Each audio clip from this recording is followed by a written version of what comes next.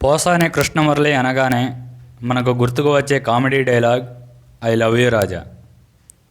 మనందరికీ కమెడియన్గా మాత్రమే పరిచయం. పోసాని ఎంఏ ఎంఫిల్ చేశారు. కానీ అతని ఈ స్థాయికి రావడానికి ఎంతో కృషి, పట్టుదల, శ్రమ మరియు భార్య ప్రోత్సాహం కారణం. పోసాని రైటర్గా, ప్రొడ్యూసర్గా, డైరెక్టర్గా, యాక్టర్గా ఇండస్ట్రీలో ఆల్రౌండర్గా దూసుకుపోతున్నారు. అతను రైటర్గా 10 yearsలో 100 స్క్రిప్ట్స్ వరకు అందించారు. మన దేశంలోనే ఏ రైటర్ ఇంత తక్కువ కాలంలో ఇన్ని స్క్రిప్ట్స్ అందించి ఉండరు. అతను సినీ పరిశ్రమకి ఎంతోమంది రైటర్స్ని, డైరెక్టర్స్ని అందించారు.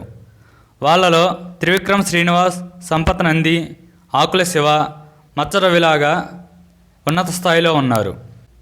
పోసాని ఎప్పుడూ నిస్వార్థపరుడిగా సమాజానికి ఏదో చేద్దామనే ఉద్దేశంతో ఉంటారు.